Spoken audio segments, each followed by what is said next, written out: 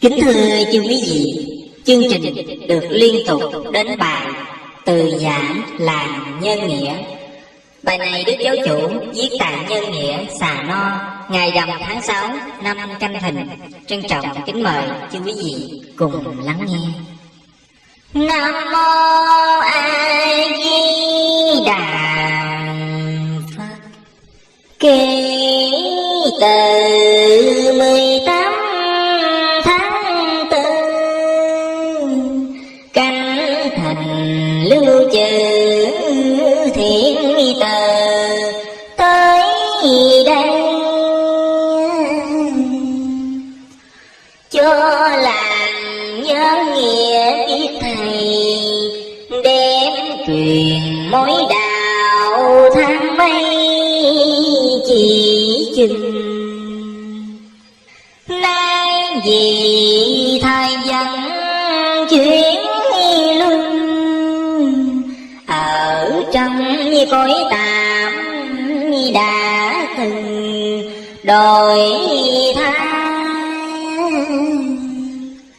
cầu cho già trẻ gái trai rủ nhau niệm Phật liên đài ác lên. Thế gian ngay thảo đáp đền, ngày sau sẽ được chăng mền thơm thôi. Tục kêu là rạch xà nói, dàm kinh ông bồn eo coi khúc đường. Ngài thầy lìa cách quê hương, về đây nương ngủ bởi thương dân lành. Phôi trần xói bỏ lời danh, quyết lòng lánh trực tầm thanh mai chiều. Thuở xưa thời bội thuần yêu, thái bình thạnh trì mến yêu khắn tình. Chớ đâu độ tháng sanh linh, bởi nay lối đạo kẻ kính ngạo cười.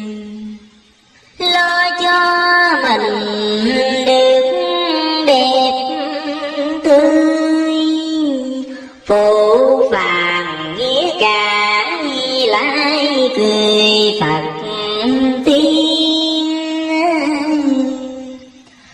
Luật trời bao ân nhãn tiền, khắp trong thiên hạ đạo quyền từ nay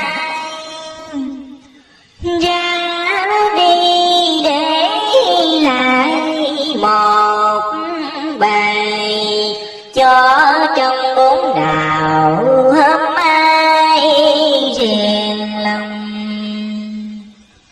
Băng chừng tất dầm xa trong, dân sanh gặp trần trời long hầu kề. Tới lui bùa thuốc bồn bề, trên trời khói cửa ra về phủi thấy đời tu dối khuyên lên. Từ đây sửa lại gặp cơn thái bình, Phật trời đâu dùng phép linh, chỉ dùng đạo đức mặt tình ghét ưa. Nghênh ngang làm thiếu lấy thường, mẹ cha chẳng kể dối lừa ngộ ngang.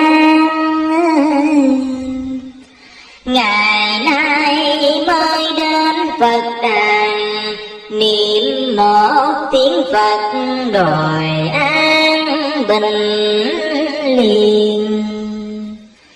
Chấm lành chê Phật ngạo tiên, rồi sao tội nghiệp liên miên tới mình.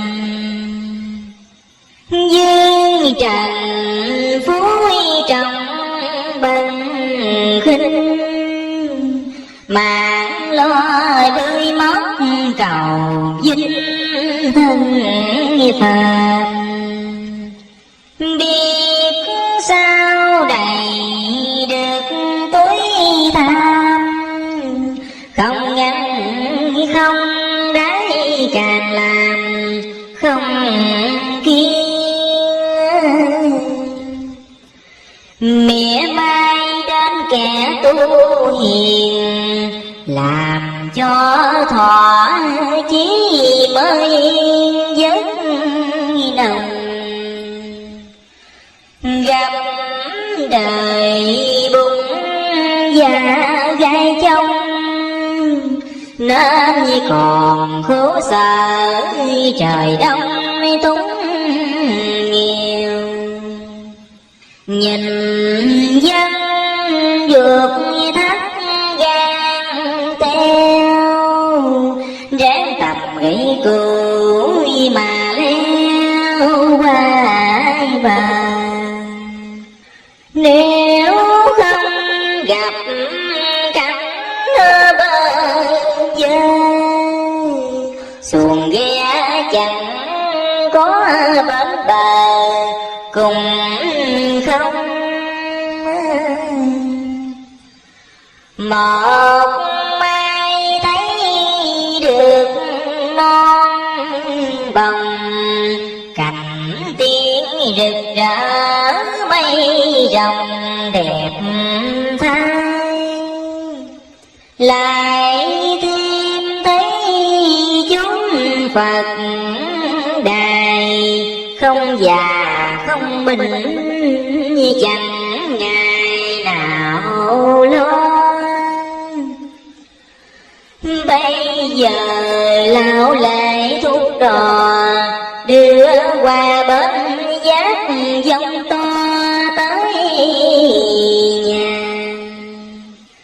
Vậy mà còn ghét kể ca, không gây tình cảm để già nhọc khuyên. Thương đời ta phải trung chuyên, bạc liêu xứ ấy ta liền đến nơi. Giả từ bổn đạo ít lời, dình câu nguyện giải chơi lời nghĩa thầy. Bớt lòng thương nhớ từ đây, chẳng nơi bệnh rịnh để thầy an tâm. Nhớ lời dạy dỗ ca ngâm, Di Đà sáu chữ trì tâm chớ sờn. Cuộc trần thầy tỏ thiệt hơn, mấy người bê trễ chậm chân tới thầy. Nghe theo lời chỉ sao đây, lãnh bài cầu nguyện về dài mà tu. Trăng cỏ còn khi tỏ khi lưu, cho nên phần lão diễn du đổi dời. Càng đi càng biết nhiều nơi, càng đem chân lý tuyệt vời phổ thông. Người khùng trí lại khùng ngông, cớ sao thế cuộc nhi lão thông cùng kỳ. Xả thân tầm đạo vô vi, nhiễm màu thâm diệu nan tri lão bài. Cầm hương chấp lại hai tay, đưa lên trên trán nguyện bài quy. Nguyện rồi xa xuống tức thì, cắm hương rồi cùng nhi đứng thì thằng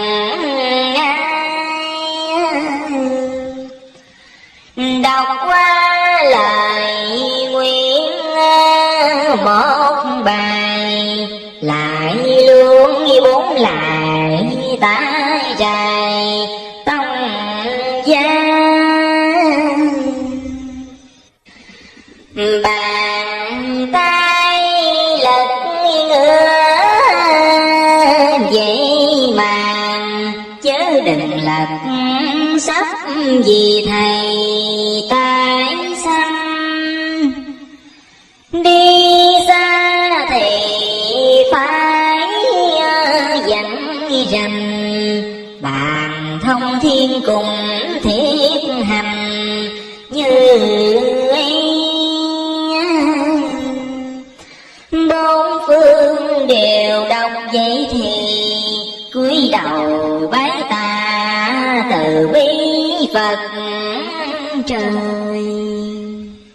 Sớm chiều bình đẳng chơi lại, thường hành như vậy nhớ lời đừng sai.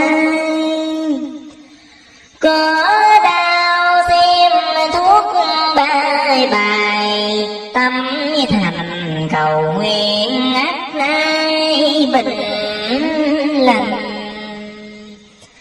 Dây vàng xe nhỏ đành ranh, để trên bàn Phật chỉ thành uống ngay. Thánh thần phước Phật hồn bay, ở đâu cũng đến độ rài chúng sanh. Con trồng mới được một năm, mà trong ba tánh thất thanh hại hùng. Chừng nào thầy lại gia trung, thì trong bóng đạo bóng tùng phủ che. Trách dân còn tiếc lụa thêm, chẳng làm phước thiện hoài đến mình. Hết nhục rồi lại đến vinh, nghe không thì cùng mặt tình thế gian. Để cho dân sự luận bàn, nếu tu thì phải chọn vàng lựa thao. Cá to mà phải ở ao, muốn ra biển rộng phải nhào kiếm sông. Một mai giao được Tây Đông, khắp trong thế giới thỏa lòng ước mơ. Nuôi tầm mắt được ân tơ, nếu ta làm phải phước hờ bên lưng. Núi non rừng thẳm cùng tình, bây giờ phiêu lạ tai mừng khắp nơi. Cho dân đều hiểu cuộc đời, thiên cơ để già lão thời yên thân. Đại đồng chung đạo bon ân, cho người say ngủ tình lành giấc mê. Biết lo sửa kiện trong quê, thơm tho gia trụ danh đề tổ tâm. Bấy lâu lòng những ước mong, cha con hồi hiệp thì lòng mãi nguôi. Từ nay có tới lui, cúi đầu bái Phật lòng vui tu hành. Xin đừng đeo đắm lời danh, bỏ trôi đạo đức hư danh dạy truyền. Mai sao được gặp cõi thiên, phí tình nguyện ước khỏi phiền lòng ta. Vài lời để lại khuyên ca, truy phong tách gót đường xa xưa. Trò buồn thay lại tức cười, đâu đâu bá tâm cùng người trời xanh. Gần xa thầy chỉ đành rành, quyết tuyển con lành đem lại Phật gia. Cáo từ làng xóm trẻ vàng, chúc cậu lạc nghiệp nhà nhà ấm no.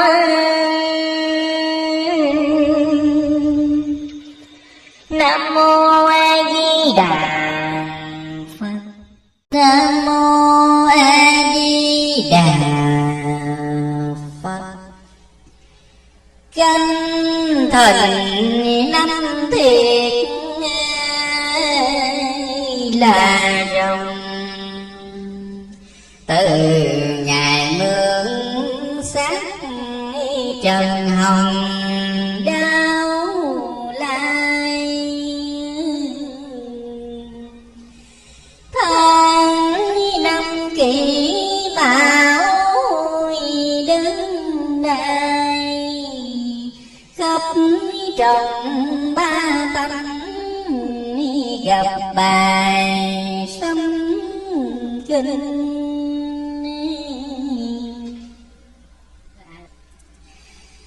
Lời dân tao giả hữu tình, bởi dừng sắc lệnh thiên đình sai ta. Xuống trần lão ơi dùng khuyên ca, đầu đuôi càng tỏ ngâm nga ít bài. Tạm đây tai mắt lui hài, vì trên bể ngọc triêu rài hội quy.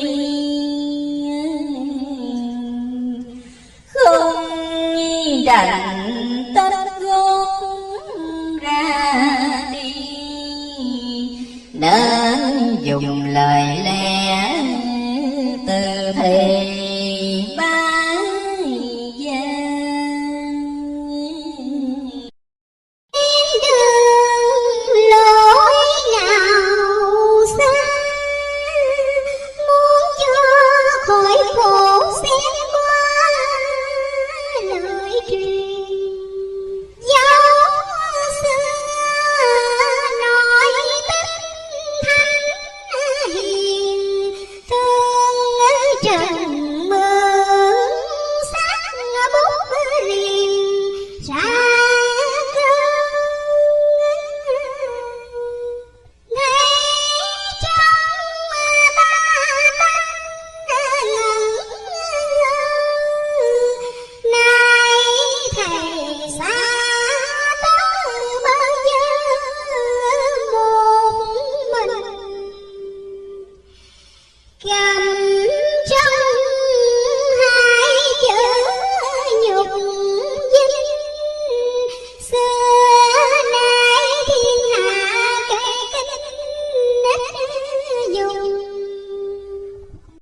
Cúi đầu tâu lại rượu trùng, ngọc hoàng ban chiếu lão cùng giáo dân.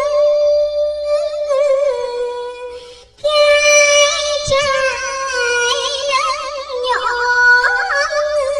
cần chùi lao vẹn mặt thì gần thanh tiên.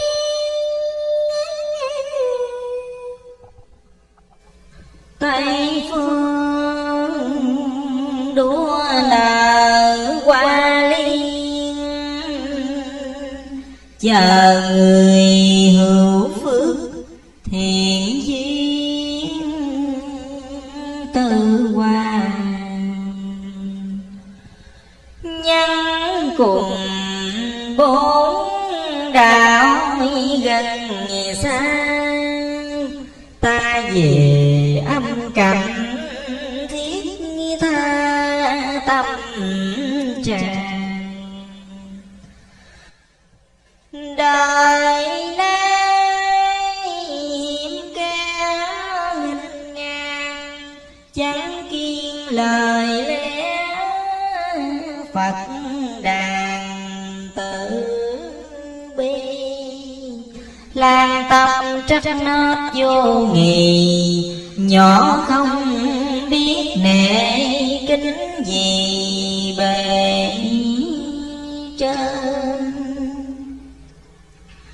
Nhỏ to lời lẽ chớ quên, ráng mà nguyện giấy đảnh đền sâu. Bá già bá tánh đâu đâu, xem lời ta chỉ về cầu tài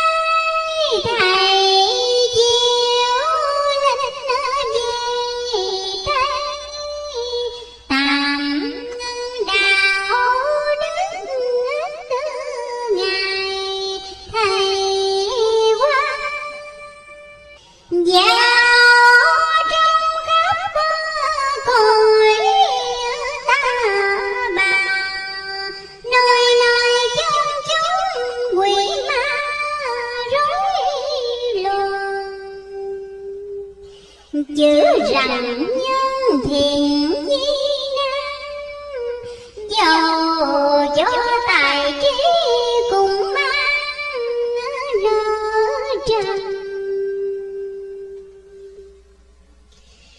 Có đeo bệnh tật vào thân, dễ dàng sẽ nhỏ giấy thần đồ dương. Thành lòng nước lạ nên hồ, hữu tâm chi đức cam lộ Phật ban. Kênh thường ba tánh tai nạn, gặp cơn giông tố nào an lòng này. Đời ta chốn thiệt không dây, vô duyên khó biết lời thầy nói xa. Từ trên tới dưới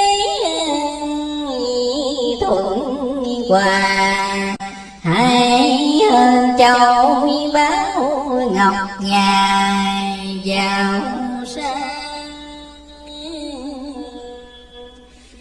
Thầy về tâu lại Phật đàn, cuối sinh nhỏ phước sớm làng bình yên. Dòng nòi thiệt cốt rồng tiên, mà nay lạc mất gương hiền nơi đâu. Muốn xem bốn chữ lòng châu, bền gan sắc đá sông nâu tu trì. Tu hành mà mày nan ni, sợ ta gạt gẫm cung kỳ cho dư. Giá từ khắp hết dương trần, dân vô chốn khổ lưới thần bùa rơi.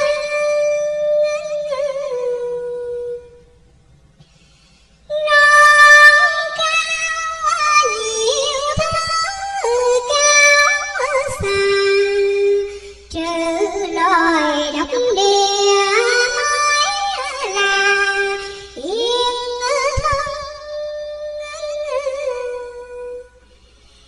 Biết sao cho tôi lòng dân, kẻ đạo đức người cần dành qua. Xót lòng cây nước ma, hấp vô ba tắc là lặng tâm. Thân khùng đêm nhắn khóc thầm, cửa mình cũng giấc nằm nào Từ nay cách biệt xa ngàn, ai người tâm đạo đừng toan phụ thầy. Giữa chừng đàn nở đức dây, chương vui buổi hiệp, bồng thầy lại xa. Tỉnh sai trong giấc mộng qua, mơ màng cũng tưởng như ta bên mình. Tuy là hữu ảnh vô hình, chớ dân lòng tưởng sanh trình đau la. Nghe soi lời lão cạn bài, tìm trong não óc gặp ngày bình an. Kim lân xích phụng lâm nàng, cho nên phần lão đầu an thân vàng. Tao từng lo liệu năm ba, biết sao hiệp mặt lòng già mới vui.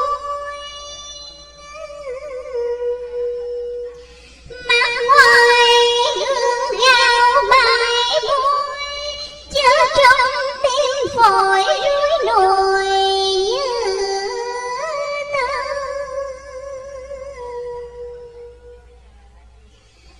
Tường đời như cá trong lờ, thọc tay vô bắt còn ngờ kẹt hôn.